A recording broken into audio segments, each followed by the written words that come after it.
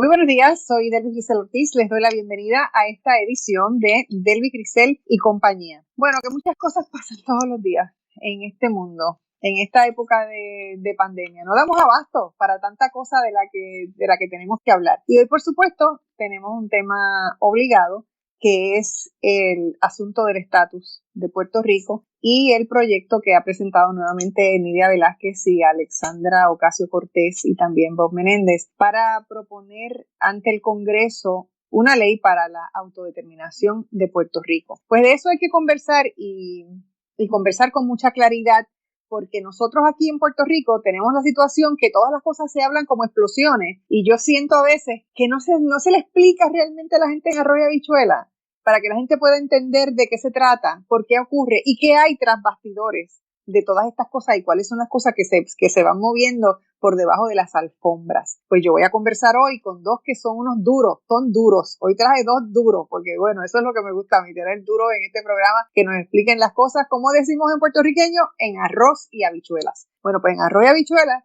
tengo aquí a José Delgado, periodista de El Nuevo Día y quien está radicado en Washington. Buenos días, José. Hola, buenos días. Y también al profesor Robert Benator, que es profesor de la Universidad de Connecticut y que también es una persona muy versada en estos temas. Así que les doy la bienvenida a ambos. Muchísimas gracias por estar aquí. Saludos y gracias por invitarme. Bueno, pues haciendo un resumen muy breve de esta propuesta de la cual se está hablando y que por lo que he visto en la prensa local, algunos los tiene histéricos. He visto algunos analistas que han pegado el grito en el cielo y bueno, hay muchas versiones interesantes. Se propone una convención de creación de estatus que estaría compuesta por delegados elegidos por puertorriqueños. Esta elección de delegados sería financiada con fondos públicos. La colaboración de los delegados estaría con una comisión negociadora bilateral, o sea que serían los que se elijan en Puerto Rico para representar, más los que estén en Estados Unidos en la organización. Esta comisión estará compuesta por varios miembros del Congreso y la administración y darán asesoría a los delegados para trabajar con las opciones. Además de eso, pues habría un voto por referéndum. Una vez sean determinadas las opciones de estatus para Puerto Rico, habría una votación y se asignarían fondos también a la Comisión Estatal de Elecciones para eso. Y lo último que está dentro del resumen es que si el referéndum bajo la ley es aprobado por el pueblo de Puerto Rico, el Congreso aprobaría una resolución conjunta para ratificar el resultado del referéndum. Eso es lo que dice el resumen de este proyecto. Pero bueno, ¿qué es lo que es en realidad? Vamos a ver, José.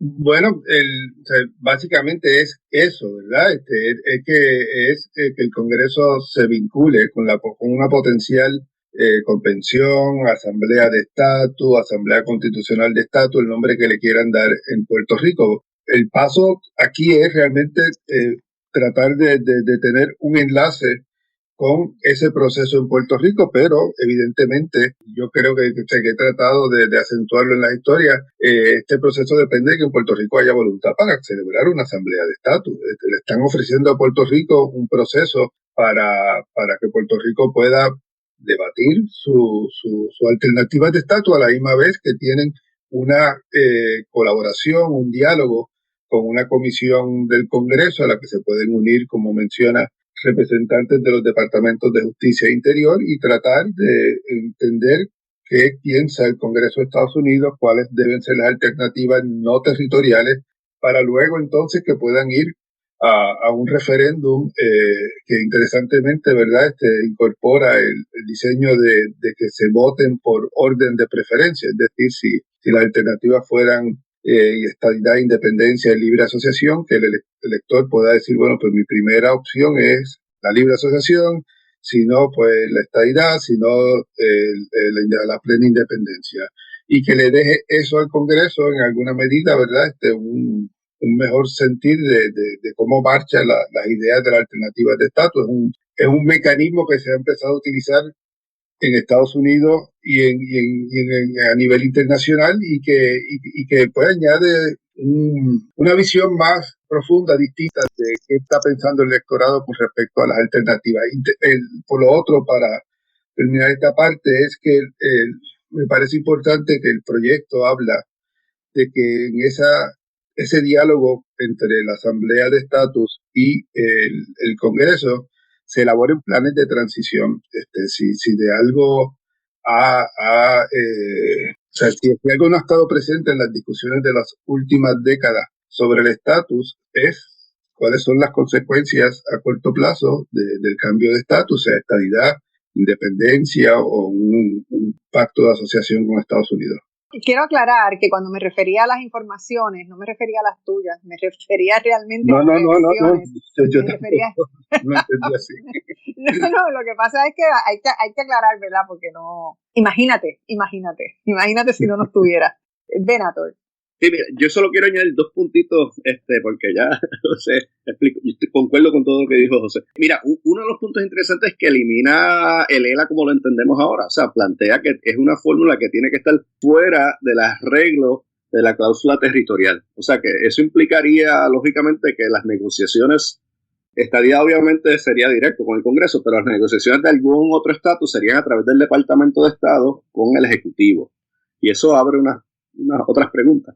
Y el segundo punto bien interesante para mí es que más de 120 años el Congreso ha debatido casi, yo voy contando como 120 medidas legislativas de estatus y plebiscito. Las vamos a poner, yo espero que en mes y medio ya estén en línea. Nunca ha habido una especie de binding, o sea, de lenguaje que amarre el Congreso a reconocer el estatus final. Obviamente el Congreso nunca ha pasado ninguna legislación de estatus, todo se ha quedado en debate.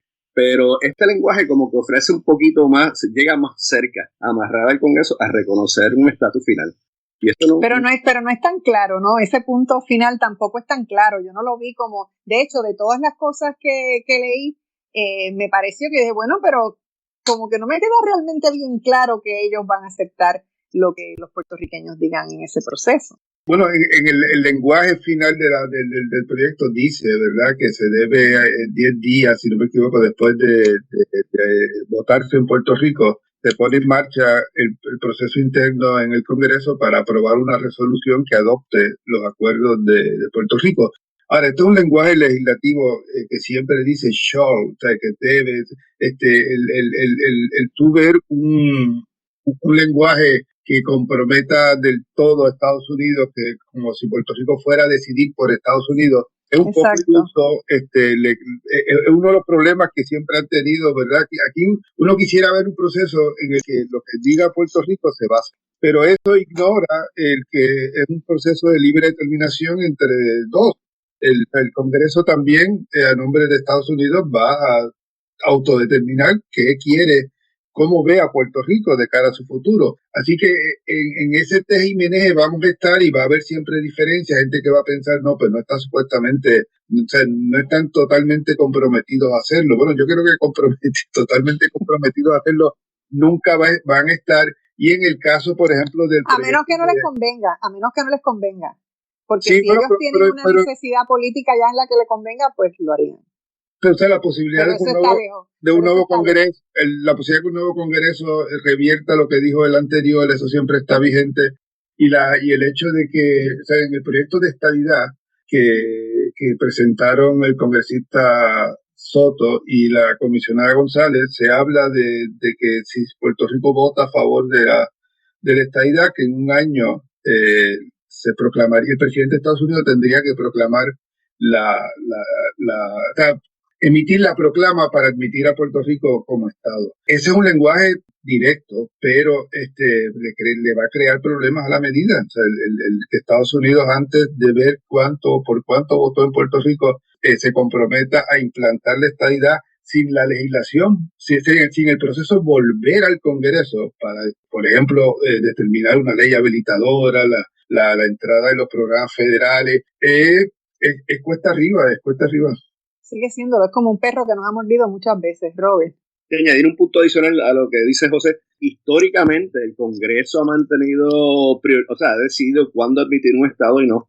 Y hay algunos estados donde la mayoría han votado en contra de la admisión de, por ejemplo, Nebraska en un momento dado y fue admitido como estado. Otros como Texas, que trataron de ser admitidos a la fuerza y el Congreso le dijo que no varias veces. O sea que también el historial del Congreso siempre ha mantenido una especie de, se ha protegido ante los retos locales. Bueno, ahí está Washington, D.C. Sí, bueno, y en ese sentido, o sea, el término del porcentaje. Porque ahora somos dos en la carrera, ahí, cabeza con cabeza. Bueno, pero eso depende, ¿verdad? Del punto de vista de cómo se vea el debate. Sí, no, pero me refiero a que son luchas que se están dando paralelas, o sea, que ellos están con una fuerza allá y nosotros aquí con esta cosa.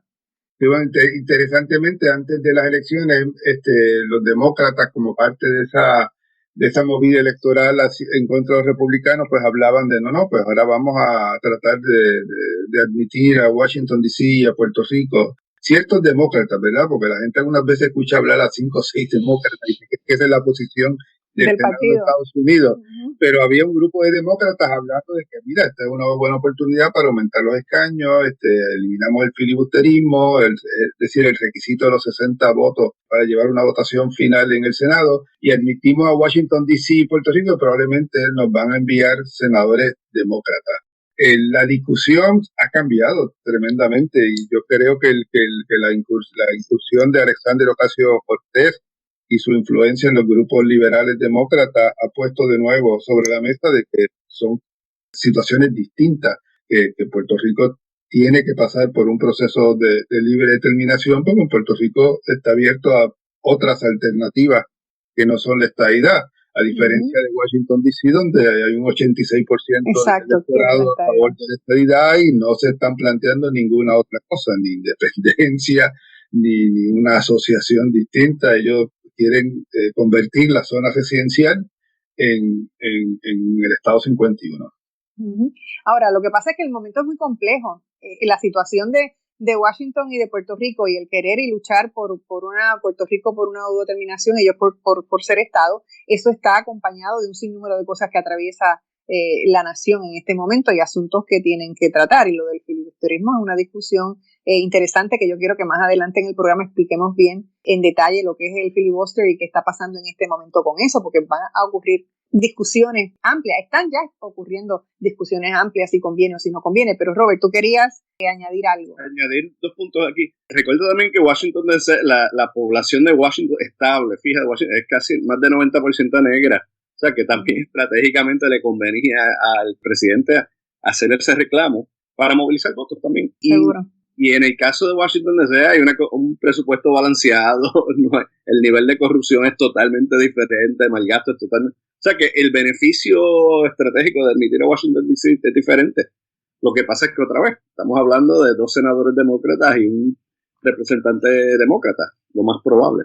Uh-huh. Y de hecho, las informaciones que salieron en el Washington Post el domingo de cuán avanzado está el caso de Washington D.C., pues el asunto de Puerto Rico no se menciona para nada. Eso fue interesante, ese artículo. Es un poco a lo que te mencionaba, que durante la época electoral hubo esa tendencia de cierto grupo de demócratas a decir, no, vamos para adelante, Puerto Rico y Washington D.C. El debate ha cambiado y se ha puesto en perspectiva las otras opciones que tiene Puerto Rico. Yo creo que también en alguna medida el porcentaje de votación del referéndum afectó. Hay que recordar que el movimiento estadista vino aquí diciendo en el 2012 que ganaron por 61% y en el 2017 que habían ganado por el 97%, minimizando el boicot, y yo creo que ahora se ve ese porcentaje de 52.5% y se comienzan a decir cosas que el profesor debe recordar, ¿verdad? Yo llevo cubriendo este tema más de 30 años y cuando esto empezó a discutirse aquí había mucho debate, cuando empezó a discutirse aquí, no, cuando yo empecé a cubrir este asunto directamente en Washington, 89 al 91, aquel proceso de diálogo de los partidos políticos con el Congreso, surgió muchas veces el tema de la supermayoría y el estadoísmo decía que eso es discrimen, eso no es así. Ha habido, como comentaba el profesor, momento en que se ha admitido estado incluso cuando no ha habido mayoría absoluta, pero interesantemente este debate ha surgido ahora no por la oposición política a la estadidad en Puerto Rico, sino por líderes del Senado. Chuck Schumer me dijo a mí en diciembre que se necesitaba un fuerte consenso para avanzar la propuesta de estadidad. El senador republicano Rick Scott, aliado del PNP, de los estadistas, de la comisionada, dijo que había una división notable y que no había suficiente apoyo en el Congreso para echar hacia adelante la medida. Lo mismo me dijo la oficina de Tim Kaine y otros. Quiere decir de que ese debate del porcentaje que puede obtener la estadidad es un tema importante de se quiera o no aceptar. Seguro, y hace la diferencia entre cómo es en Washington y cómo es aquí, en términos de la cantidad de gente que lo respalda. Tengo que pausar, quédate ahí, no se vaya nadie, regresamos en breve. Estamos de regreso en Delvis Grisel y compañía y continúo conversando, por si usted nos sintonizó un poquito tarde. Estamos hoy hablando del asunto del estatus de Puerto Rico, que es una discusión que va y viene en nuestras vidas. Yo no sé ni cómo decirlo ya, pues una cosa tremenda. Con José Delgado, quien es el periodista a cargo de esto para El Nuevo Día en Washington, y con el profesor Robert Benator, que nos habla desde Connecticut. Así que estoy entre Washington y Connecticut. Robert. Mira, un punto, para añadir otra vez, yo estoy añadiendo cosas porque no sé. Pues no estés añadiendo cosas, habla más ahora, te voy a dar un break ahí. Te voy a quitar los topos a José. Estoy con José en todo lo que está diciendo. Claro. Yo, ¿cómo te digo? Creo que también ha habido una especie de transparencia en los medios publicitarios en Estados Unidos diferente, que ha cambiado. O sea, ya en Estados Unidos hay más informantes en Puerto Rico que clarifican debates. Recuerdo que cuando se da lo de María o se da lo de... A mí me llamaban un montón, pero no sé, como a los 2 meses ya había 1,000 personas comentando sobre... O sea, había más comunicación, más visibilidad, más transparencia, vamos a decir. Eran menos los interlocutores que representaban a Puerto Rico en los medios. Y una de las cosas que a mí, pues, yo entiendo que la gente entienda es que sí, ha habido un porcentaje alto en los votos plebiscitarios, pero el electorado ha sido mínimo. O sea, estamos hablando de un 20% de la población. Y yo creo que los líderes políticos reconocen que la mayoría de la población en Puerto Rico no ha salido a votar. Al contrario, se han estado retayendo. Y están conscientes de esa tensión porque cualquier cambio de estatus van a tener que lidiar con las implicaciones locales y con una posible resistencia. Y el tomar en serio esta mayoría de votos en los plebiscitos, pues no es razonable necesariamente. Por eso que me gustó eso que dijiste de clarificar los debates, porque por eso yo los tengo a ustedes aquí precisamente. Porque es una de las cosas que más me preocupa. Cuando empiezan a hacer los análisis aquí en Puerto Rico, cuando se vierten todas estas informaciones, es como, no, pero si nosotros decidimos que lo que queremos es la estadidad, por ejemplo, pero hasta ahí llegaste. Y entonces esto que estás planteando ahora no es algo de lo que se hable ampliamente, ni que las informaciones a la gente le lleguen de forma tal que pueda haber una conciencia mayor, porque la gente en Puerto Rico, yo creo que parte de lo que ya esa votación es tan menor y tan desinteresada. ¿Cuántos plebiscitos van? Creo que por 6 o 7 ya. ¿Cuántas veces el pueblo ha dicho lo que supuestamente quiere? ¿Cuántas veces cuando había muchos votantes? ¿Y qué pasó? Bueno, no pasó nada. En términos de la estadidad, la estadidad nunca ha logrado superar el 48% del voto total. No del porcentaje, pero del voto total. Es más, ha disminuido. Ahora está llegando a que un 23% fue el del 2017. Y ahora en el 2020 estamos hablando de que 52% de casi 60% de la población. No me acuerdo los números ahora, pero también fue menor. José. Sí, bueno, el porcentaje ahora fue 52-54% por ahí entre elecciones y el referéndum. Pero esta vez hay que reconocer que el electorado que salió a votar era básicamente el mismo que votó en la elección general. O sea, que era representativo de ese elector que quería participar en estos comicios. Lo que yo creo que no se ha discutido y es bien difícil medir es qué efecto puede haber tenido la pandemia en esta votación, y todavía los expertos están tratando de determinar qué porcentaje realmente, no qué porcentaje, cuál es el número real de electores en Puerto Rico. Por la decisión federal de incluir las últimas 2 elecciones, pues pueden haber ahí cientos de miles que emigraron ya y que ya no viven en Puerto Rico ni les interesa votar en Puerto Rico. Yo creo que esos números se van a ir aclarando poco a poco. Y en términos de la pandemia, esto se reflejó en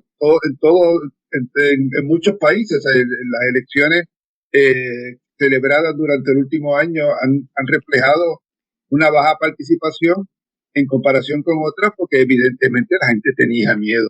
Sí, no, y en Puerto Rico había cosas, en Puerto Rico había unas cuantas cosas muy importantes para que la gente no pudiese votar. Había mucho cierre de escuelas, o sea, personas que estaban acostumbrados a ir a tales planteles a votar en elecciones anteriores y esas escuelas ya no estaban ahí. La información de dónde entonces me tocaba votar era bastante confusa. El hecho de que como había menos escuelas tuvieron que unir a más gente, entonces las filas eran kilométricas. Yo fui a votar y te puedo decir que en la escuela a la que yo fui a votar tenías gente de un sitio y de otro, o sea, de dos lugares distintos. Si usted es de tal sitio, pues usted tiene que entrar por esta puerta. Y si usted es de este otro tal sitio, y te estoy diciendo que mucha gente yo los veía irse, porque no querían estar en esa fila, en el sol, con el temor de la pandemia, y sencillamente se regresaban a su casa. Eso lo vi yo. Yo también quiero, o sea, hablando del resultado del referéndum que afirmo, ¿verdad? Y, o sea, yo no tengo ninguna duda que entre el electorado de Puerto Rico que participó en ese proceso, la mayoría votó por la estadidad y eso no se puede negar. Yo creo que es importante la forma en que el gobernador Pierluisi ha presentado el próximo paso. Él quiere que el Congreso diga estadidad sí o no a Puerto Rico. Uh-huh. Eso se puede ver claramente empezando en el Comité de Recursos Naturales. Si el presidente del Comité de Recursos Naturales permite que cada uno de los dos proyectos se lleve a votación, eso no suele ocurrir, ¿verdad? El presidente de un comité no va a llevar a votación un proyecto que está empujado por demócratas para que se derrote. Pero sería para mí muy interesante ver una votación independiente de cada uno de los dos proyectos. Yo presumo bajo el ambiente hoy que ninguno de los dos tendría la mayoría por la división que causa dentro de los demócratas el debate. Pero si alguna respuesta podemos recibir, yo quisiera ver una votación en comité. ¿Qué piensa ese comité? Que es de donde tiene que partir el debate, donde tenemos representación, aunque sea sin plenos derechos en el hemiciclo de la Cámara. Es que está la comisionada residente. ¿Qué piensan esos congresistas? ¿Cómo ven esos dos proyectos? Yo no sé si vamos a tener esa oportunidad. Eso sería una forma de responder a la pregunta del gobernador, de que él quiere de que el Congreso le diga sí o no a la estadidad a Puerto Rico. Robert, para volver un punto atrás, Carlos Vargas Ramos, otra vez en CUNY, ha documentado que parte de lo que está pasando en la disminución del voto es que ha habido una pérdida de fe en el gobierno. Cuando uno ajusta para regresiones, migración, ellos pueden demostrar que es que hay menos personas que quieren, o sea, que creen en el gobierno y no están saliendo a votar. Pero también concuerdo con José que ha habido un movimiento bien grande. O sea, lo estamos viendo, lo estoy viendo aquí en Hartford, lo estamos viendo en Florida, etcétera. Que puede, y ha habido más distritos estadistas en Florida, por ejemplo, y ahora en Nueva York que están saliendo. Eso representa también un movimiento que hay que incorporar. Para mí lo interesante en términos de los debates en la legislatura es otra vez lo que le estaba mencionando a José antes. Es que yo creo que el seniority de Nidia Velázquez trae mucho peso para cualquier voto en la Cámara, por lo menos. Yo creo que también en el Senado un poquito, pero no, concuerdo con José que el Senado son más independientes. Es otra visión. Y aquí habría que ver no sé, qué negociaciones se hacen entre Nidia Velázquez y Jennifer González. Y hasta que los cuatro no estén de acuerdo, no creo que se mueva mucho. Bueno, no olvidemos, ¿verdad? Yo algunas veces se me olvida mencionarlo, pero Puerto Rico está en un proceso de reestructuración de la deuda. La ley promesa, es otro factor. La ley promesa, como reconoció el gobernador recientemente en una junta editorial con El Nuevo Día, y como está escrito hoy, la junta estaría vigente hasta junio, por lo menos el 2026, y eso significa que Puerto Rico tenga 4 años perfectos en términos fiscales. O sea, el pensar que evidentemente el proyecto de Nidia Velázquez y de Alexandria Ocasio-Cortez da la oportunidad de iniciar un proceso que puede tomar años, ¿verdad? Que no necesariamente se va a resolver el año que viene o en 2 años. Pero, por ejemplo, buscar un referéndum ahora para tratar de enfrentar al Congreso con un resultado sin haber aquí suficiente apoyo, ni siquiera para suavizar la ley promesa, es irreal. O sea, a mí yo quisiera ver primero un cansancio del Congreso o reconociendo errores sobre la ley promesa antes de realmente convencerme de que tiene posibilidades un proyecto de estatus en este momento. Robert. Volviendo a un punto que trajo a relucir José hace un tiempo atrás, uno de los problemas de pensar en estatus es cómo reconciliar la meolla legislativa, por ejemplo, en beneficios. Para darte un ejemplo bien sencillo, Para propósitos de la ciudadanía, el Congreso dijo, y esto está documentado, que Puerto Rico es parte de Estados Unidos. El que nace en Puerto Rico nace en Estados Unidos después del 40. Para propósitos del seguro social suplementario, Estados Unidos dijo en la legislación del 72, sección 13, creo que es 81 o 1312, se me olvidó el nombre ahora, que Puerto Rico no es parte de Estados Unidos para propósitos del seguro social suplementario. O sea, y así nos podemos mover. Hay legislación que trata a Puerto Rico como parte de Estados Unidos, otra que lo trata como algo separado. Y entonces ese proceso de tratar de resolver esa meolla federal va a tomar mucho tiempo y va a ser un poco costoso y complejo, porque no se sabe en qué dirección se resuelven estas legislaciones y los costos serían bien altos en cualquier dirección. José. Sí, no, sí, sin duda, y eso es uno de, por eso la importancia, yo creo, de que haya un debate amplio sobre las consecuencias de la implantación de cualquier alternativa de estatus. A mí se me hace muy difícil también pensar que estas decisiones se toman en el Comité de Recursos Naturales y se acabó. No, el Congreso decidió que quiere ahora la estadidad, nosotros vamos a apoyar esto, no, Puerto Rico ahora va a hacer la libre asociación, en este comité se votó esto y vamos ahora al pleno a votar.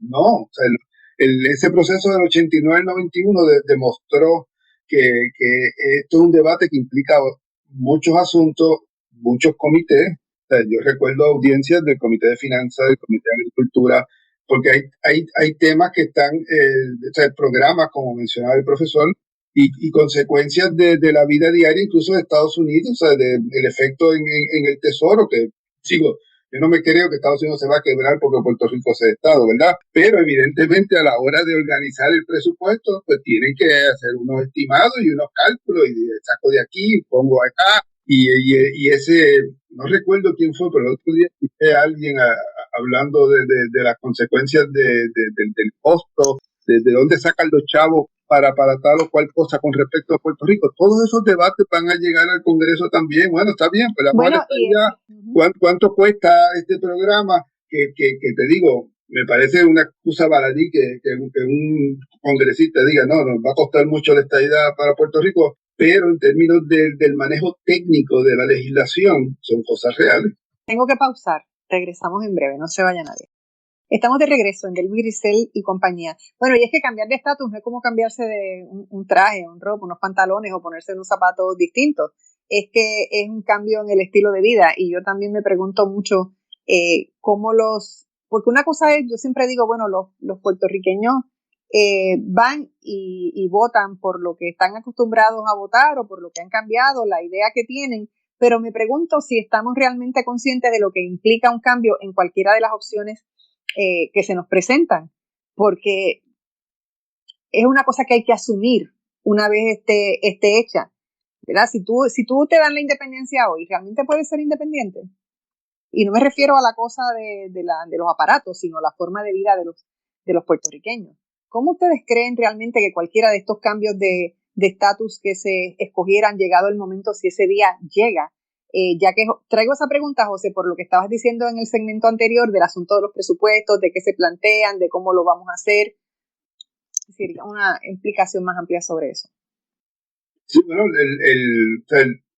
vuelvo a la ley promesa. O sea, los planes fiscales en Puerto Rico hoy los hace la Junta de Supervisión Fiscal que controla las finanzas públicas de Puerto Rico. Todo este debate se tiene que planificar, tiene que haber un plan de transición hacia cualquier otra alternativa.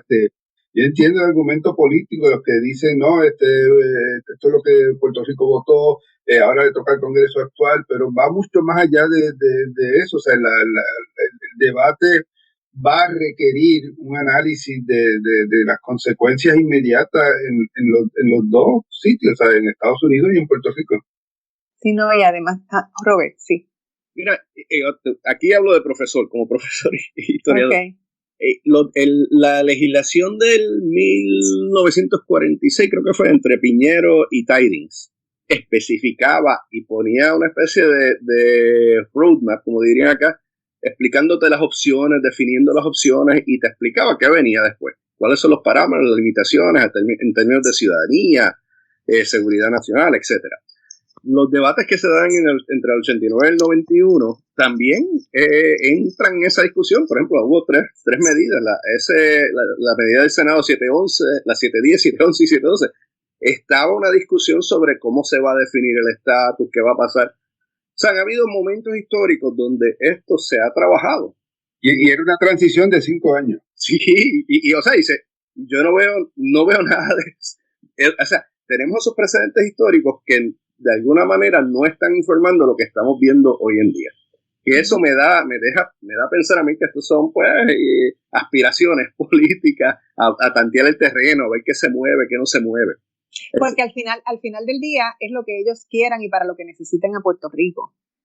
Sí, lo que pasa es que eso va cambiando también. Por eso es a lo que me refiero, que al final del día, si hubiese un cambio en Puerto Rico, no sería de acuerdo a nuestra necesidad, sino a las necesidades de ellos.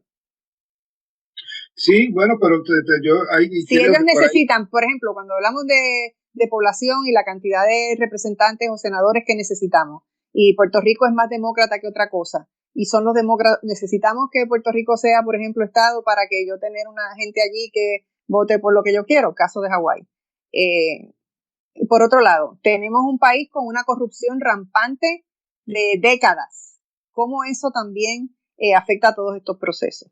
Bueno, pero la corrupción es una cosa que existe tremendamente también en Estados Unidos y lo vemos por eso es que lo digo. De los estados en que tenemos mucha población también, que allí de eso es que hablo de los intereses de ellos moviéndose aquí. Sí. Entonces, pero aquí, o sea, además de lo que son los intereses de lo que es, ¿qué te diría yo? ¿Cómo definirlo? La clase política gobernante en Estados Unidos también está definida por la presión que se le presenta, ¿verdad? Y en una medida a corto plazo hemos visto esto en términos de cómo ha girado el debate demócrata, que era silencio. De momento los republicanos empezaron a hacerle campaña en contra de esta idea, pues ellos empezaron a hablar a favor, que esto nos puede convenir, y a contrarrestar el mensaje del líder de entonces de la mayoría republicana, Mitch McConnell. Ahora de momento entran estos grupos de base estadounidenses y puertorriqueños a decir, no, aquí el debate no es solamente de esta idea, es un ejercicio de libre determinación. Estados Unidos nunca ha consultado a Puerto Rico sobre alternativas de estatus, ni ofrecido un proceso con alternativas de estatus. Y entonces pues el debate cambia, es decir, que no es necesariamente, o sea, el mundo de hoy no es solamente el interés de Estados Unidos, porque el interés de Estados Unidos puede cambiar a base de lo que son los intereses políticos de los senadores y congresistas, que me conviene a mí. Un ejemplo, en Florida, donde las encuestas han dicho que el electorado puertorriqueño apoya mayoritariamente la estadidad para Puerto Rico, los congresistas que están vinculados al debate, todos favorecen la estadidad. Los proyectos del proyecto de Nidia Velázquez y de Alexandria Ocasio-Cortez tienen mucho apoyo en otros estados con puertorriqueños, pero no necesariamente donde se percibe que haya un porcentaje a favor de un grupo específico, ¿no? O sea, Charles Schumer me decía el otro día en una conferencia telefónica que su delegación está dividida y que eso él lo hace pues ser neutral con el proyecto de Nidia Velázquez. Massachusetts, Connecticut, esa área la conoce mucho mejor el profesor Benator. Hay unos movimientos de base que han influenciado en las posiciones de líderes de gran estatura, ¿verdad? Desde Bernie Sanders hasta Elizabeth Warren. Uh-huh. Profesor Benator. Sí, y otra vez, volviendo a los debates históricos, Estados Unidos se ajusta, o sea, aquí hay intereses y hay intereses. Por ejemplo, Linda Platt le dio la independencia a Cuba, pero fue una independencia sujeta a los intereses económicos. Otra vez, las medidas de Millard Tydings son bien interesantes porque definen si le vamos a dar dominio, le dicen la visión británica o independencia, pues independencia, pero tenemos nuestras bases militares, o sea, Estados Unidos no va a imponer sus necesidades. El issue aquí a eso me refería. El issue es negociar qué necesidades y qué intereses están en juego. Yo recientemente he recibido varias llamadas de compañías que quieren hacer consultoría y me preguntan sobre esto de la estadidad y me dicen, mira, nosotros apoyamos la estadidad, pero no nos conviene la estadidad, porque entonces perdemos todos estos beneficios económicos, todas estas inversiones. Y después, bueno, y es que tienen mucho apoyo de los partidos estadistas, y invierten mucho dinero, pero no tienen ningún interés en la estadidad para Puerto Rico por pérdida de los beneficios arancelarios y de los impuestos. Que también hay unas políticas locales en contra de la estadidad por los mismos sectores. Mira, Delvi, hay un asunto que no hemos tocado, que mencionó el profesor al principio, que es la importancia que tiene el proyecto de Nidia Velázquez y Alexandria Ocasio-Cortez en términos de reconocer que el futuro son las alternativas no territoriales. Pero, y esto es un pero muy grande, o sea, aquí la posición histórica, como mencionaba el profesor en términos de las corporaciones, pero la posición histórica del gobierno de Estados Unidos simplemente ha sido favorecer el status quo. O sea, y Promesa lo dejó claritito. Y a la gente no se le puede olvidar que Puerto Rico es un territorio. Hay otros territorios y cualquier política que venga del gobierno federal tratando de decir el territorio no es alternativa de estatus, tiene implicaciones para los demás. Porque entonces si yo soy el residente y las vírgenes digo, espérate un momento, esto es una cosa colonial y no se puede permitir para Puerto Rico, pero entonces, el debate tiene, o sea, por eso Estados Unidos nunca ha dicho, la situación territorial la vamos a eliminar, porque tiene que resolver con unos territorios con población todavía más pequeña que la de Puerto Rico, que no tienen a la mano la posibilidad de estadía, la tienen mucho más lejana. Uh-huh. Robert. Y ese debate se ve bien claro en el plebiscito del 2017, donde el Departamento de Justicia le dijo al gobernador Rosselló, mira, tienes que incluir esta opción territorial como parte del plebiscito, y no les endosó el plebiscito. Y para añadir un punto aquí, volviendo a la medida de Nidia Velázquez, es interesante que cuando hacen referencia a Lela, están haciendo referencia al foro internacional, porque cuando uno lee la legislación de Lela y los debates que se dan en el Congreso entre el 50 y el 52, el Congreso estaba bien claro que no cambiaba el estatus de Puerto Rico, que estaba haciendo esta medida de Lela para propósitos de las Naciones Unidas y el Comité de Decolonización. Pero el lenguaje legislativo establece, y como reafirma Promesa, que Puerto Rico sigue siendo un territorio no incorporado porque le permite a Estados Unidos, ese estatus en particular, tratar a Puerto Rico peor que un Estado, como un Estado o mejor que un Estado. Y otra vez, bajo las contradicciones de Promesa, Puerto Rico tiene unos beneficios a la ley de quiebra que ningún Estado tiene. Es más, son superiores a los de los Estados. Una ley que está en cierta medida imponiendo unas medidas similares a las de la ley Foraker en el plano puertorriqueño. Uh-huh. Es José. No, volvemos a Promesa. Ese argumento de que pueden tener algunos, como menciona el profesor Benator, de lo abarcador que permite ser el proceso de reestructuración bajo Promesa, es un asunto que va a seguir planteado, aunque aunque el plan de ajuste se apruebe el año que viene, como espera el gobernador. Nadie sabe si se va a volver a necesitar. El debate en términos desde el punto de vista económico, fiscal, bien complicado y va más allá del momento en que se reestructure la deuda. Desde el punto de vista de los estadistas, bueno, reestructuramos la deuda, que es el escenario perfecto para Puerto Rico, ¿verdad? Reestructuramos la deuda, se acabó la Junta y entonces pues Puerto Rico ganó en términos de que pudo reestructurar la deuda con un mecanismo que no tenía la mano, más abarcador que el de los estados, y el proceso de supervisión acabó, ¿verdad? Eso en términos de autonomía y de derechos para Puerto Rico, pues sería el escenario ideal en este momento. Pero la realidad es que eso significaría que los republicanos o los conservadores demócratas que empujaron el Promesa, específicamente porque permitía supervisión o control, estarían diciendo, no, los dejamos reestructurar la deuda, pero el control y la supervisión se los vamos a quitar. Y eso pues me parece que tampoco es realista. Uh-huh. Vamos a pausar, no te quiero interrumpir, Robert, así que tan pronto regresemos, vamos contigo, que también quiero ver qué ustedes opinan, qué va a pasar con este proyecto de Alexandria y de Nidia. Regresamos en breve, no se vaya nadie. Estamos de regreso. Bueno, hemos estado aquí empatados hablando, les voy a decir que estamos en el último segmento. Robert. Mira, un punto bien importante sobre Promesa, que se ha aludido aquí, es que Promesa no es solamente para Puerto Rico, es para Estados Unidos. O sea, yo me acuerdo... Para los demás territorios. Sí, y los demás territorios. O sea, y yo me acuerdo de una conversación pública, o sea, semipública, con el senador Blumenthal y el senador Murphy, donde ellos dijeron, mira, 75% de las pensiones públicas en Estados Unidos están amarradas a la deuda en Puerto Rico.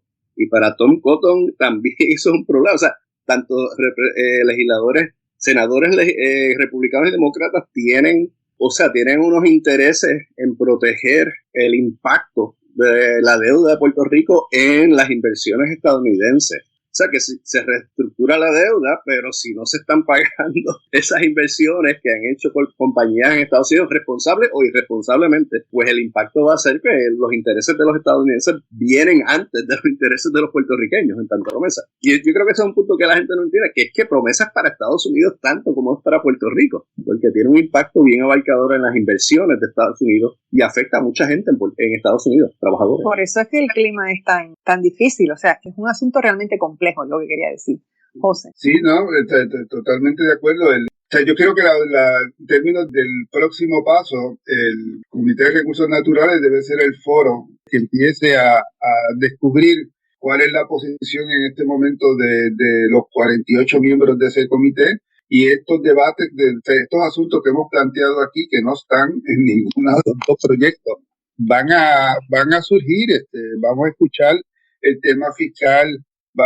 Estoy seguro que van a salir los más reaccionarios republicanos a hablar del tema del idioma, del hecho de que en Puerto Rico, a diferencia de Estados Unidos, los sistemas gubernamentales de educación, justicia, legislativo, todo funciona en español, y eso no ocurre en ningún sitio en un estado de Estados Unidos. Todas estas discusiones que hemos tenido son inevitables que surjan allí, se van a ver como obstáculos, pero pues, desde mi punto de vista no necesariamente son obstáculos, es realmente abrir el debate que no ha tenido aquí fuerza desde hace mucho tiempo. O sea, aquí no ha habido una audiencia sobre estatus desde junio del 2015. Aquí no se ha aprobado ningún proyecto sobre estatus desde el 2010, cuando se aprobó el proyecto de la Cámara de Representantes del comisionado Pierluisi, que buscaba una consulta entre territorio sí o no, y que si perdía el territorio, pues entonces las alternativas eran asociación soberana, independencia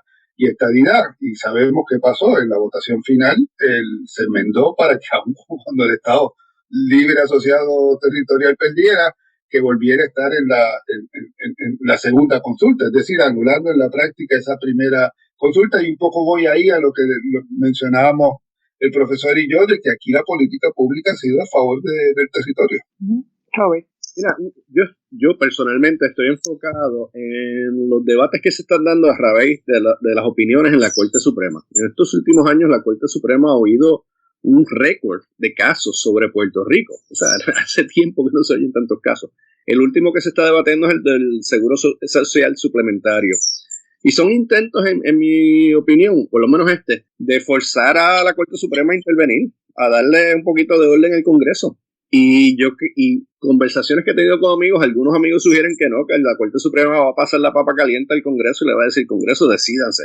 Le van a dar paridad de fondos a los puertorriqueños, ¿qué significa? Y no sé, yo creo que hay que echarle un ojo a esos debates, y me pregunto a veces cuál es la relación entre debates plebiscitarios y esta otra política fiscal que se está debatiendo en las Cortes y en otros ámbitos.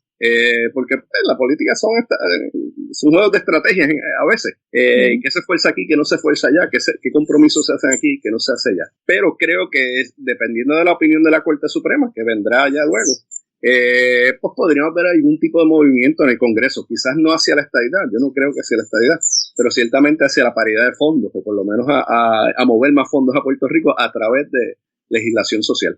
Seguro, y eso es mantenernos en el status quo. Yo creo que lo vamos a ver ahora. O sea, este año, lo que sí yo estoy seguro que vamos a ver este año a nivel legislativo en el Congreso es nuevos fondos de Medicaid, tratar de encaminar a Puerto Rico hacia la paridad, tratar de encaminar a Puerto Rico hacia la paridad en la asistencia alimentaria, algún intento, como mencionaba el profesor, del programa de la seguridad de ingresos suplementarios, del SSI, aunque ese lo veo mucho más difícil en el Senado.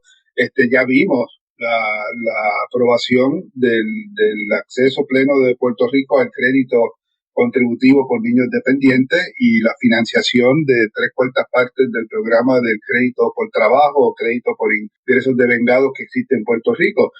Eso sí ha calado aquí en términos de la inequidad del acceso de Puerto Rico a programas federales. Y eso sí, yo creo que se va a materializar en los próximos meses, no en todos los programas, pero un cambio dramático en términos del acceso de Puerto Rico a fondos federales. Va a estar muy interesante. La cosa es que ustedes creen que ninguno de esos dos proyectos va a ir para ninguna parte. Bueno, yo he aprendido con el Congreso de que nunca digo qué va a pasar. Nunca digas nunca. Nunca digo qué va a pasar o qué no va a pasar, pero sí es evidente que es complicadísimo avanzar cualquiera de esos dos proyectos, pero reafirmo, yo quiero ver una discusión amplia en el Comité de Recursos Naturales, ojalá viéramos una votación de los dos proyectos, no creo que se va a dar porque aquí no se estila que un proyecto, a menos que haya un interés político en derrotar algo, que veamos una votación específica de cada proyecto. Aquí está abierta también la posibilidad, si el presidente del Comité de Recursos Naturales quiere intervenir y ser como un mediador y tratar de buscar un término medio entre los dos proyectos, y si se intentara a negociar a Emilia Velázquez, a Alexandria Ocasio-Cortez, Darren Soto y a Jennifer González. Uh-huh. Yo al principio les había hablado que me gustaría, ya estamos llegando casi ahí al final del programa, pero no me quiero ir sin que hablemos un poco del filibuster, porque es algo que es importantísimo en este momento, si se va, si no se va, si va a tener cambios, y es un asunto que es medular en los procesos en el Congreso. Profesor, denos una explicacióncita ahí. Sí, el filibuster es una medida que le permite a las minorías, no solamente en el Senado, a paralizar en cierta medida, para usar un lenguaje coloquial, legislación federal. Y que en este momento histórico es un arma de doble filo. Sí, entonces, en el caso histórico de los republicanos, bajo la administración de Obama, ellos utilizaron el filibuster en varias ocasiones y otras medidas para paralizar legislación de los demócratas. Y entonces el miedo es que se utilice esas medidas en este momento para paralizar la legislación importantísima de la administración de Biden para responder a la pandemia. Entonces hay varios debates. Entre ellos está el senador de West Virginia, Joe Manchin, que está opuesto a que se elimine el filibusterismo. ¿Y qué pasa? Que en este momento, pues, él es quien comanda la diferencia entre el 51 votos y el Senado está dividido entre los dos partidos de igual manera, o sea, cada partido tiene 50 votos, y Kamala Harris como presidenta del Senado pues puede romper ese impasse, pero necesitan a Joe Manchin que se monte. Y él ha estado renuente, pero uno nunca sabe en la política, ¿sabe? Uh-huh. El problema entonces, eliminar el filibusterismo le permitiría a los demócratas pasar medidas con 51 votos, asumiendo que puedan movilizar 51 votos, o sea, una mayoría leve. Con el filibusterismo requerirían tener 60 votos para pasar medidas o leyes en el Congreso. Otra vez, el proceso legislativo es complejo porque las medidas en el Senado tienen que concordar con las medidas en la Cámara Baja, o sea que no es tan sencillo como no es tan fácil. El filibusterismo, porque tiene que haber un acuerdo entre las dos cámaras. Pero asumiendo que lleguen medidas donde hay un acuerdo, pues el filibusterismo podría paralizar que se aprueben esas medidas, y eliminarlo podría abrir la posibilidad de que con una mayoría leve de 51 votos se pasen medidas o leyes en el Congreso. Seguro, y ahora mismo ellos están en ese 50-51, pero con un cambio de presidente, si tú quitas el filibusterismo, pues estás quitando una herramienta. Sí. Y si cambia el Senado en las próximas elecciones. En las próximas elecciones, exacto. Por eso dije que es un arma de doble filo. Ellos ahí, eso lo veo bien crítico, porque hay muchas cosas que están en juego en este momento en la administración de Biden. José, tus últimas palabras, que ya tengo 2 minutos nada más. Sí, no, pues el debate posible en términos del filibusterismo es ver si se enmienda para el proyecto de derecho electoral, la reforma electoral que los demócratas aprobaron en la Cámara y que quieren tratar de aprobar en la Cámara. Yo creo que cambiar el filibusterismo para todos no va a ocurrir, pero de todos modos el temor de los demócratas, de algunos demócratas, es que si ahora apruebas unos proyectos de avanzada en términos de reforma electoral, te los convierta en unos proyectos conservadores, letales al derecho al voto, con una mayoría de 51 republicanas en una próxima sesión. Y en el Senado, Manchin es el que todo el mundo mira como el problema para tratar de conseguir cambiar las reglas del filibusterismo. Pero está Kyrsten Sinema de Arizona, que también ha dicho que no. Uh-huh. Mark Warner de Virginia siempre ha estado dudoso con ese tema. Y hay 2 o 3 más que ni siquiera hablan porque no quieren meterse en el debate, pero o sea, no son 1 o 2 necesariamente los votos problemáticos para los demócratas ahí. Y como te mencionaba, yo creo que si ocurre va a ser solamente para cosas muy específicas, y el debate será después ver el efecto que tiene eso en una próxima mayoría republicana, porque aunque no ocurra en la próxima sesión, que yo creo que todavía los demócratas tienen buena oportunidad de dominar el Senado, aunque pierdan la Cámara. En 4 años uno no sabe lo que va a pasar, y aquí en las últimas 2 décadas el cambia es continuo. Sí, exacto, y con las luchas ahora mismo por restringir el voto, también eso es una cosa que está ocurriendo en los estados, a nivel de los estados, las legislaturas estatales están enfrascadas en eso, y por eso los demócratas creen que un proyecto de reforma electoral a nivel federal sería importantísimo. Pero te digo, como tú mencionabas también el profesor, el problema es que en 1 o 2 sesiones